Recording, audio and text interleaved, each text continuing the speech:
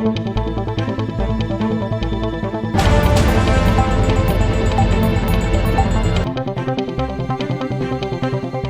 prospect of Iran-US relations, and this is the first night we're gonna have this program in English, and tonight I'm honored and pleased to host Mr. Marc Finaud,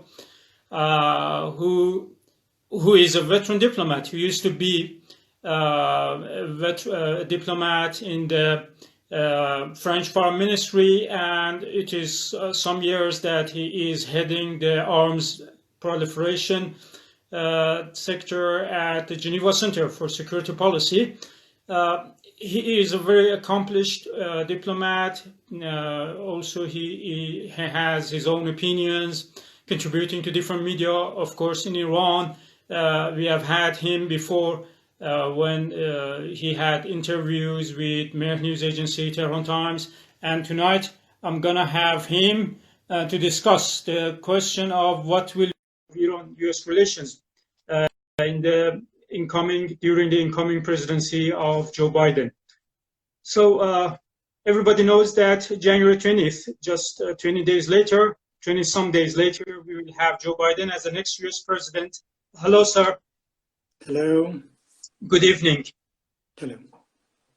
We are very pleased to have you tonight. I had a short introduction introducing you. Those who follow international relations in Iran, of course, know you because you have had some interviews with Mehr News Agency and Tehran Times. Also, Jamajam Daily, when I had the honor to have an interview with you. So tonight we're going to discuss the questions that my audience are familiar with, because these questions have been discussed in 8 episodes before tonight. But those programs have been in Farsi, and tonight it is for the first time we are going to have an episode in English. So, sir, you have my questions. You know what are our questions. We are going to have Joe Biden as the next president. Just a 4-year break with Trump. He used to be for 8 years the vice president with President Obama, and so many people are arguing that he may be the continuation of Obama administration because he was the second person in charge in his administration. What is your take? Please have us with your opinion. Well, thank you for the kind invitation and this opportunity to share my very personal views, because I'm not a United States expert, I'm not an Iran expert, but like everybody else, of course, I hear and I read what's going on. So obviously from all the open sources, from the statements by Biden as a candidate, and going back to history, Biden as vice president with Obama, obviously the only conclusion is that his policy towards Iran will be closer to Obama's policy than to Trump's policy, and that makes a great difference. So this is not surprising, because Biden has been following Obama's approach to deal with the relationship with Iran from an approach based on negotiation, discussion, engagement, dialogue, which was, major change compared to previous administrations. Of course, his immediate predecessor, Bush, sort of, put a very small foot in the door, accepted the collective negotiation, the P5+1, that, of course, Obama continued, but Obama went further by establishing direct dialogue, direct negotiations with the mediation of Oman. So obviously, it's very likely that Biden will continue this approach, will, of course, as he pledged, this is part of his political platform, one of his first gestures will be to formally re-enter the so-called JCPOA. And that's, of course, a major responsibility, a major challenge, because this will mean erasing everything that Trump did, and mostly the sanctions, the unilateral sanctions that Trump decided against Iran. So, you know, in a summary, in a nutshell, we can expect a major change. Now, of course, and I'm expecting your questions because the devil is in the details, how this will be done under, you know, in which sequence, in which order, whether there will be different issues raised, the conditions. So that remains to be seen. So is it really easy to revive JCPOA at the current stage with all these things that has happened during the 4 years of presidency of Mr. Trump? You know, Iran was fully abiding by its commitments, you know, the ones that have been stipulated in the JCPOA, and at the same time, Iran has been punished. Whether Iran is disobeying the commitments or obeying what it has promised, it has got the punishment. So what makes the difference for Iran? Iranians are very skeptic about the future of any talks with the Westerners because Europeans also failed to help Iran during the time that Trump imposed the harshest sanctions and measures against Iran. What do you think? Yes, you're right. It's not an easy situation because after Trump withdrew from the JCPOA, which was a major violation of the agreement itself because there was no provision for withdrawal, it was also a violation of a UN Security Council resolution that endorsed the agreement and you know, engaged all the members of the Security Council to support the agreement. So after that, Iran exerted some strategic patience for at least 1 year.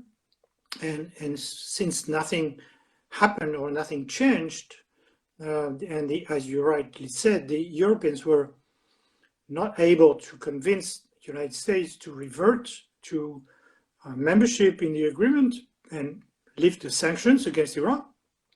Then Iran decided to stop implementing some parts of the agreement because the agreement was based on reciprocity. So if one party did not fulfill its commitments, then the other party felt it was allowed to stop or to start limiting its implementation of the agreement. But Iran always said that this was a sort of response, a gesture, signal, especially to the EU, and that those measures of non-implementation were easily reversible, were temporary, and in any case did not substantially make Iran closer to a capacity to build nuclear weapons. So on both sides, I would say it would be easy to go back to full implementation on paper. That means that on the US, you know, with a stroke of the pen, the president can say, I cancel the withdrawal by Trump, and therefore the United States will re-enter the agreement, and it could even ask the Security Council to endorse this decision, to welcome this decision. And this can be done fairly easily because all the other members of the Security Council support that gesture. But then on the Iranian side, going back to full implementation could take some time and could, you know, be a little bit difficult because that will require a number of legal decisions and then political decisions and technical decisions. So all in all, it will take time. So the best solution would seem to be, because everything cannot be done simultaneously in a short term, that both parties and all the parties to the agreement agree on a sort of roadmap or sequence of events, because that would create the basis for confidence that other parties are serious about their commitments. So, I don't know whether you've heard or not, Iranian parliament has passed a bill to give a deadline to European sides and also Trump administration. The big part of the focus on the European side, because they had promised Iran to undertake 11 measures in 11 areas to compensate for the damages that Trump did to Iran, but they did none of them. They managed to meet none of them. So now Iran is asking for compensation. Do you think is it possible for the other side to make the compensation? Well, first of all, when you start a new negotiation, a new negotiating process, it's more effective if you don't put deadlines or ultimatums or preconditions. So, can you hear me? Yes. Yes. Okay. Because my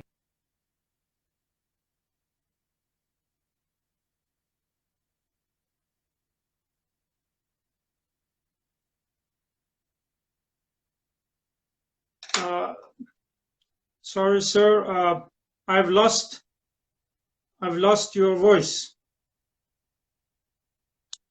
Sir, I don't know what has happened to your voice. I can't hear you.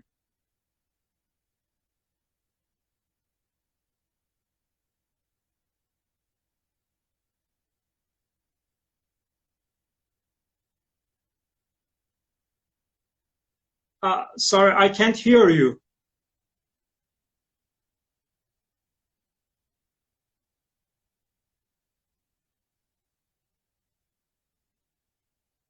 We can't hear you, sir.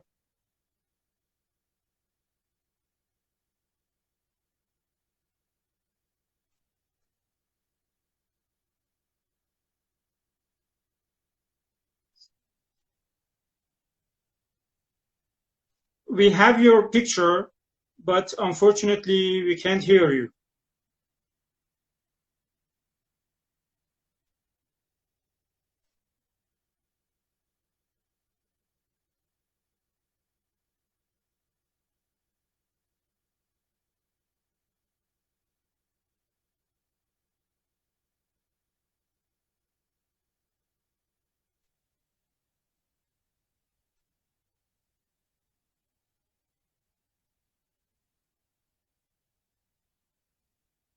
I don't know what has happened. I don't know what has happened to your cell phone or to the connection.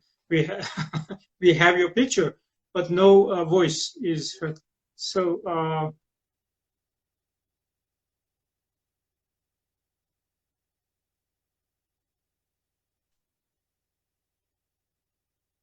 okay.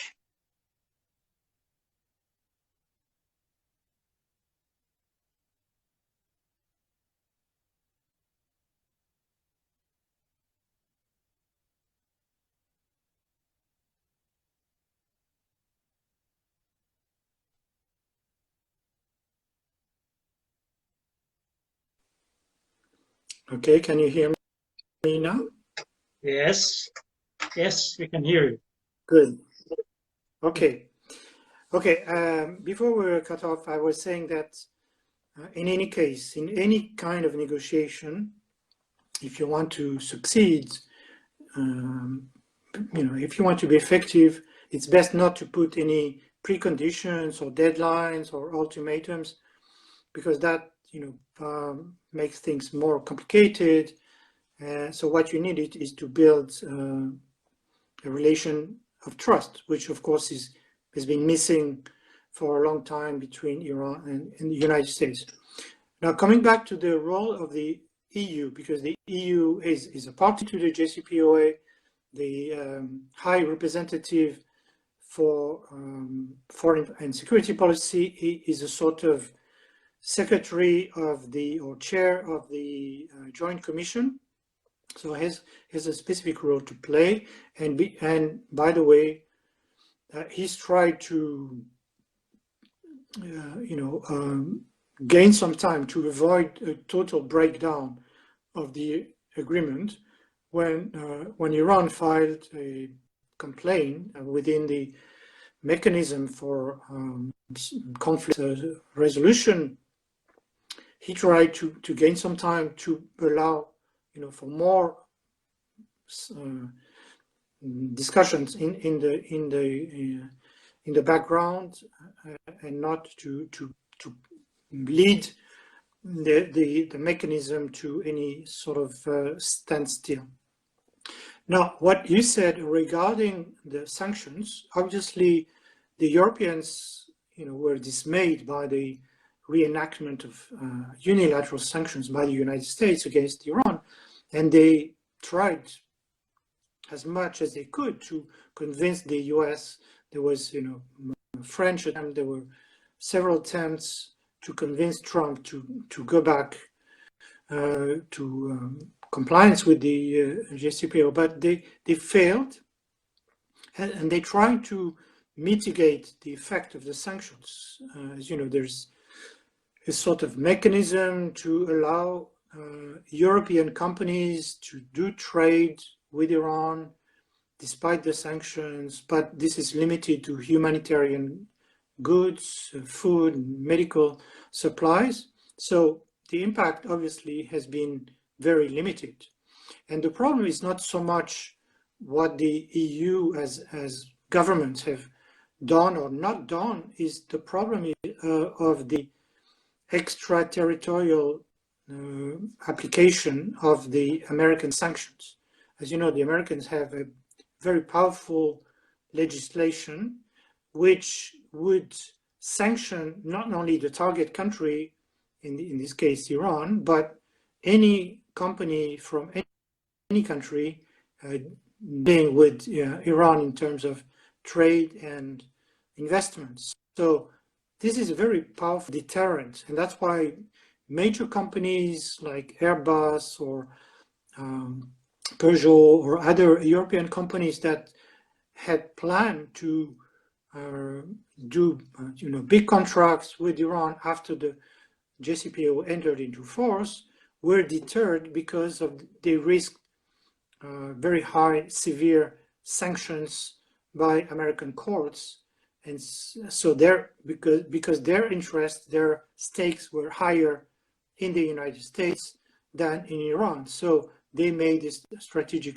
decision not to do trade with Iran. So in the end, it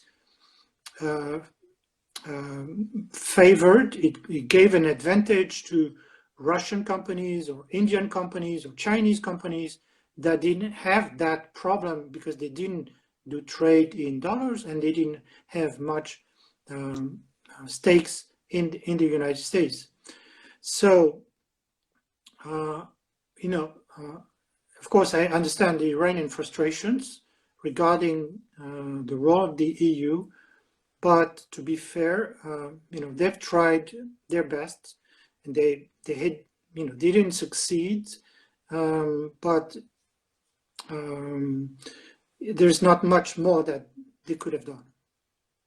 And will Biden strike a deal with Iran before the accession of President Rouhani's successor? You know that we are going to have a presidential election in Iran, and just 220 days later, we will have the inauguration for the next Iranian president.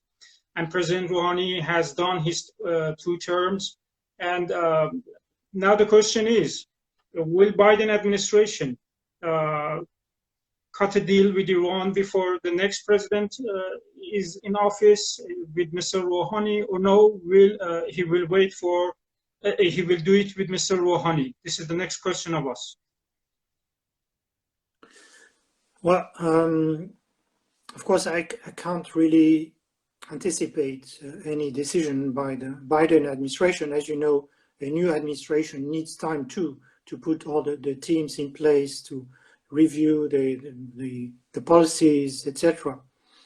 But, and as you know, there are, of course, other urgent priorities within the United States with the pandemic and the economic situation. So I'm not even sure that the Biden administration will decide very soon on renewing negotiations with Iran. They could take some preliminary measures, such as lifting some of the sanctions and hinting and sending messages directly or through third parties like the Swiss government that represents the US interest in Tehran, that they are ready to move and improve the relationship. Whether they will wait for the election or not, difficult to say. But in any case, this is about relations between the two states, irrespective of their governments. Now, on the American side, there is a clear intention to renew negotiations, to improve the relations, to go back to full implementation of the JCPOA. Of course, personal relations may play a role between leaders. There are plenty of examples in history where this has played a positive role, like in the history of reconciliation between France and Germany. So we had leaders, even from opposing political parties, but they established very strong personal ties, which helped with this process of reconciliation, and thanks to that, the European Union could be built and developed. So personal relations certainly could count. So, the result of the Iranian election is a big question mark at this stage. But I'm pretty sure that even before we know the result, something can be done to pave the way for further improvement of relations later. Talking about Trump's presidential legacy for Biden's administration, some people are saying that the pressures which were put in place by Trump's administration can be kind of used as a leverage for Biden's administration to start a rough kind of negotiations, to have an upper hand in the new round of negotiations. Some other people argue that it is paradoxical to say that you disagree with Trump's policies against Iran. Biden has been blaming Trump for the kind of policy he used against Iran, and at the same time used Trump's presidential legacy or maximum pressure campaign as a kind of leverage. But what is your take? Do you think that the maximum pressure can be of any kind of help to Biden's administration to start new round of negotiations with Iran? Well, obviously, as it happened in the past, in the previous administrations, this is an issue which is very much influenced by domestic politics. As you know, there are conservatives are very much against Iran and want to maintain strong pressure. So Biden will have probably a better hand if his party controls both chambers of Congress. So that's why this election in Georgia in a few days is so important. If the Senate becomes, has a Democratic majority along with the House, that will facilitate Biden's policy towards Iran.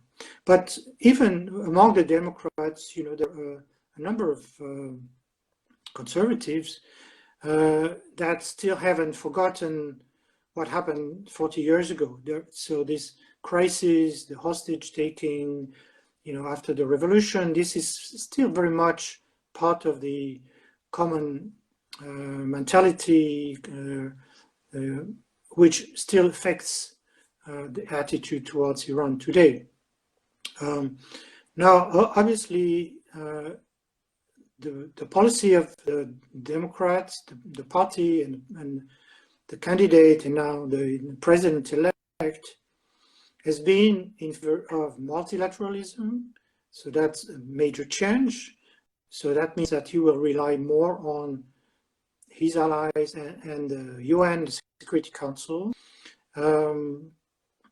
He has been very skeptical about the effects of the sanctions, not as sanctions themselves, but when sanctions are applied as a form of pressure, or maximum pressure, as Trump said, isolation, punishment, we know that they cannot succeed, because no state with some dignity can accept to yield, to concede whatever the author of the sanctions wishes to achieve. But let's not forget that when he was vice president under Obama, Biden supported the dual track approach, which was applied by Obama, which meant sanctions on the one hand as means of pressure or leverage, but negotiations on the other hand. And this was more effective because it helped achieve the compromise, the reciprocal agreement, mutual concessions, mutual benefits, on which the JCPOA was based. So sanctions, in a sense, were effective because of the potential, the benefit that would result from the lifting of the sanctions. So now, of course, he can use the same approach, saying, of course, if we rejoin JCPOA, that means that we will lift the sanctions, and in exchange, we expect Iran to go back to full implementation. This is a kind of argument that the general public in Iran disagree with, because they say that the point is that they're not just after the removal of sanctions, because during the last 4 years, the U.S. has been, imposing harms and damages to the Iranian economy, to ordinary people. So what Iranians want now is not just the removal of sanctions, but they are asking for the U.S. to make up for all of the damages done during the last 4 years. And that is a precondition that the public is asking the government to ask the U.S. to do before giving the U.S. the chance to rejoin the JCPOA, because rejoining the JCPOA means that the U.S. will have the ability to use the snapback mechanism, which Trump administration failed to use because of withdrawing from the agreement. You made a reference to the hostage crisis, and just for the record, Iranians think that Iran-U.S. tensions didn't start with the hostage crisis. It started with the coup in 1953, and also after that, before the hostage crisis, the U.S. was homing the former Iranian dictator Shah and refusing to extradite him to Iran, which was a demand made by all Iranian people. Now, one of the audiences asked the question in the comments to have your opinion about Biden's foreign policy team and the priorities of Biden's administration in terms of foreign policy. Some people I have talked with say that the foreign policy of Biden's administration will have the priority of China, Russia, North Korea, and then Iran will be between priority number 6 or 8. But it doesn't mean that Biden will not go to deal with it first, because it is the easiest one to deal with. Although it is not the number one priority of the foreign policy, but the issue of China takes a longer time to deal with. But the issue of Iran is expected to be dealt with in a shorter period of time, just because an executive orders issued by Trump can be annulled by Biden, and then the JCPOA is revived. It is the easiest one. What is your take? What are the priorities of the foreign policy of the U.S.? And you are a veteran diplomat. What do you think about the foreign policy team of Biden administration? Well, from what we know, the team certainly will be made of professionals, experts in various areas, not politicians or cronies like under the Trump administration. So we can expect more professionalism, more sense in politics. Regarding priorities, obviously it's difficult to say at this stage, because the whole world is in crisis. Obviously the pandemic is number one crisis to solve everywhere. And of course, this could be also a way of reconnecting between the United States and Iran, because the sanctions caused or aggravated the COVID situation in Iran. That could be one of the first issues that could be addressed, or some gestures that could be made by the Biden administration to send or to allow humanitarian medical assistance. That certainly could help and create a climate of trust and confidence, because as you said, there's a long history of mistrust, which both sides certainly is a major challenge to overcome. Now, what is interesting also is that when you look at the profile of both the president and the vice president and their teams regarding State Department, Department of Defense, and Security Council, National Security Council advisors, you see a number of people who have an interest and some experience in Middle East, which doesn't necessarily say that they will convince the president that Middle East is the top priority, but at least you have people who have some experience in dealing with these situations, these crises, and that's, I would say, a good starting point. Obviously, when you read the positions, the statements by Biden and some of his advisors, you still see, of course, a strong support for Israel. That's a sort of given for any president, considering the domestic aspect. But at the same time, we know that his relations with the current Prime Minister of Israel are not very good, and they were not good also under Obama, as we know. And also, he has made statements regarding the foreign policy, U.S. foreign policy towards Saudi Arabia. So we can expect some rebalancing from the Trump administration, more and also in favor of the Palestinians who were just ignored, or the victims of the so-called deal of the century. So there will be certainly more balanced, more engagement, more dialogue with all the parties, and certainly a strong interest in measures to prevent any form of military action or escalation, Now, of course, we still hear during the transition some noises that Trump is ready to strike Iran. Israel's probably pushing a lot towards such foolish attempts. So certainly one of the main concerns of the Trump administration will be to maintain stability, avoid any form of military adventure, because that we know that is there's failed in the past, has contributed to a great deal to this mess that we have in the region.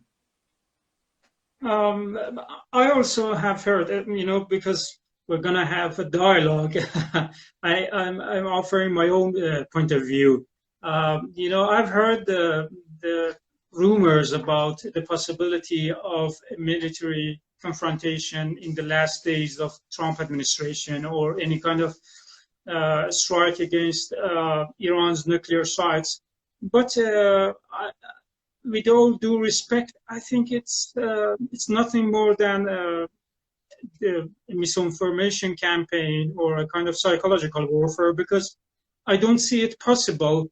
The costs will be heavy for the U.S. to pay, and I think Trump has been wise all these 4 years to know that it's not an option on the table, and it will not be an option for the U.S. on the table for the next, at least for the next 10 years that we can see, because as all we know that any kind of military confrontation between the U.S. and Iran will have consequences for both U.S. and U.S. allies in the region, which they will not like to accept those consequences. But one of our audiences are asking some questions. They asked me to ask you these questions.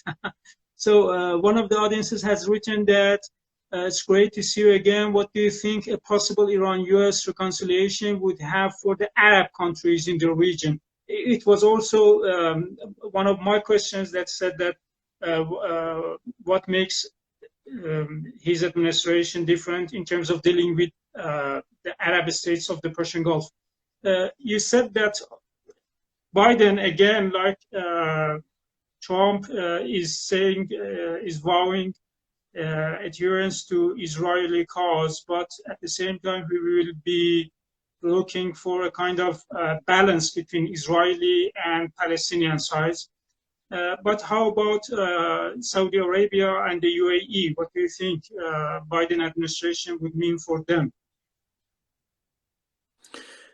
Yes, I mean, the key word that you used is balance. I think that would be the major major objective of the Biden administration.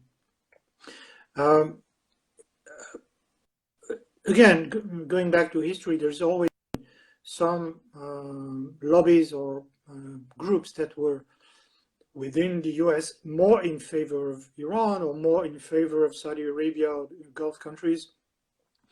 And sometimes it's one that is more I would say convincing to the president or the other. I would say that I think Biden has made it clear that he would certainly try to moderate the positions of the Gulf countries, or at least their threat perception.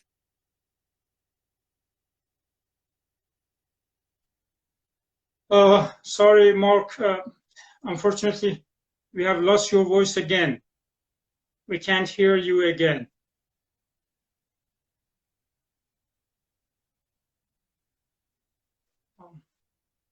Maybe we have to do it the same way the last time we did. I will remove you from the live program, and I will send you a new invitation.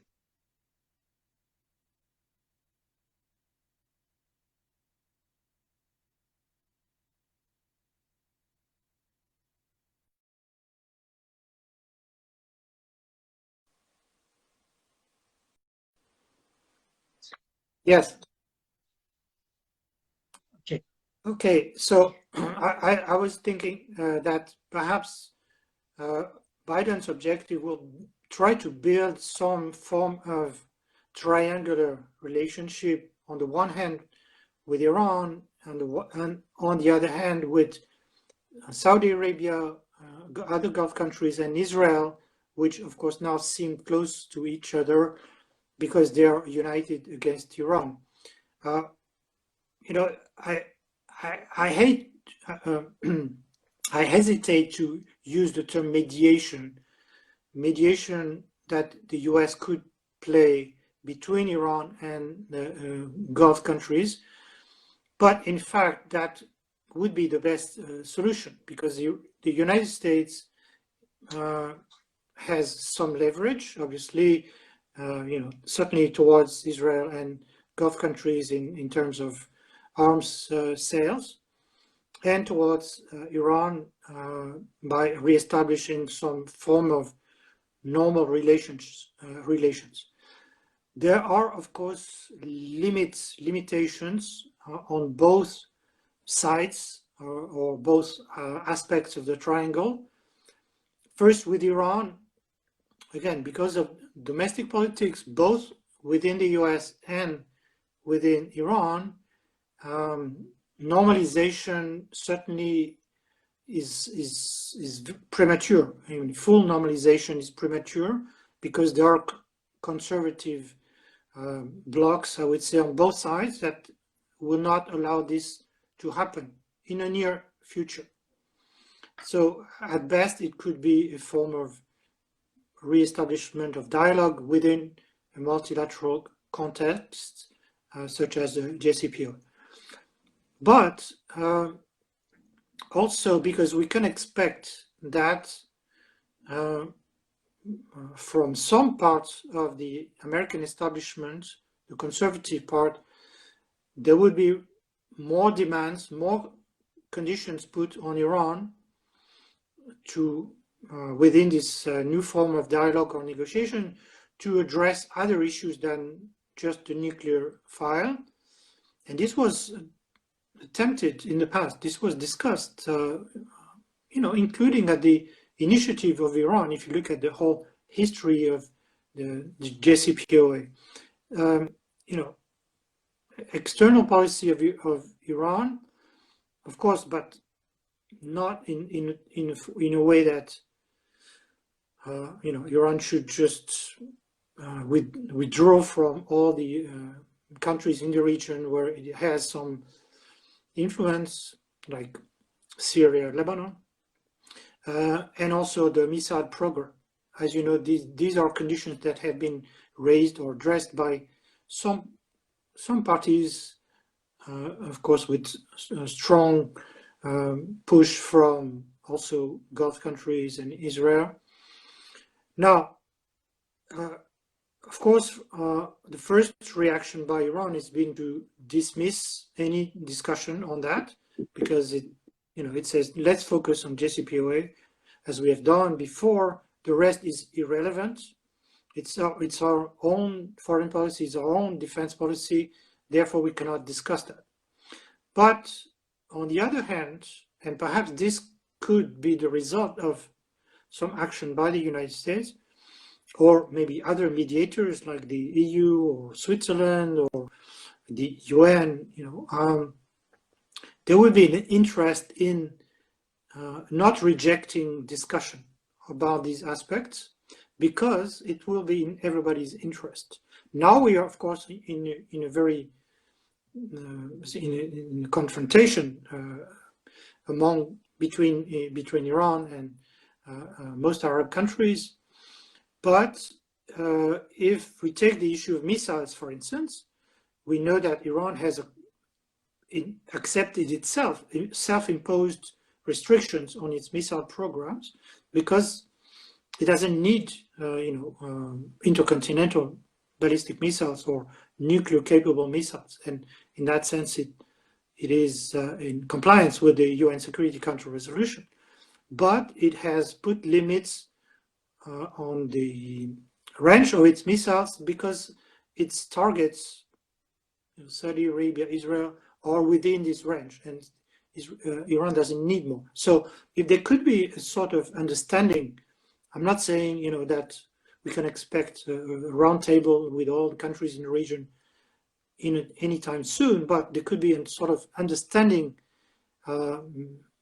brokered by some third parties that similar restrictions could be accepted by the other countries with missiles in the region, or a joint accession, for instance, to the Hague Code of Conduct on ballistic missiles, which it's not a treaty, it's confidence and transparency building measures with already including some countries from the Middle East. And if, for instance, Iran, Israel, and Saudi Arabia, and maybe Egypt would join together, or it's about the same time, that could pave the way for further negotiations when this is possible. But it could help create a climate of mutual trust. And for the last question, does it make a difference for Americans who will be the next president in Iran? I mean, whether the president is from the reformist camp or from the principlist camp, the one that wants to interact with the world and the ones who want to have harsh relations with the West. Does it make a difference for the US who is the president, the next president in Iran, or no? It doesn't matter. The US policies are irrespective of the presidents in Iran. I talked with Daniel Pipes. He told me that in the US, nobody cares about who is the president in Iran because the major policies are stipulated by the supreme leader. What is your take? Yes, obviously. Well, as you remember, during the history of the negotiation, the JCPOA, there were two different presidents. One who was more conservative, more anti-Western, and then Rouhani, who was more, of course, more knowledgeable about the topic because he was the first negotiator on the nuclear issues. But he also was, hoping that the mutual agreement could bring a better situation for the economy and the everyday life of Iranians. So certainly a progressive president ready to continue this legacy of Rouhani would be a major asset, will facilitate the discussion. But if this is not the case, in any case, there would need to be some sort of agreement. It may take more time, it may be more difficult to achieve, it may include less content, but in the end, again, it will be an agreement between two states and not between individual leaders. Thank you very much, Mr. Marc Finaud, former French diplomat who is now the head of arms proliferation at Geneva Center for Security Policy. It was our pleasure to have you in our program tonight. We really enjoyed your company and your comments. We wish you a happy New Year, and I hope that you'll enjoy the Christmas time with your family. If there is nothing left, we can bid farewell and say goodbye. Yeah, thank you again for your invitation. It was a pleasure to chat with you, and best wishes to you and your country. Thank you very much. Thank you very much. Goodbye, Mark. Dear audience, as you saw, this was the program, the 9th episode of our program. The next episode will be on Thursday. It would be a follow-up to our first discussion with Mr. Yusuf Azizi, who is a PhD candidate in public policy in Virginia Tech University in the US. There were so many questions during the program we had with Mr. Azizi, and again, the next episode will be in Farsi. We were expected to have our next program on January 4th with Mr. Viwar Rizvi, a Canadian Pakistani journalist. Unfortunately, his father is in a bad medical condition, so he told me that he may not be able mentally and emotionally to participate in our live program. He may catch us later after the situation of his father may be more stable. So thank you again for watching us live and for watching us later on IGTV. Have a good night.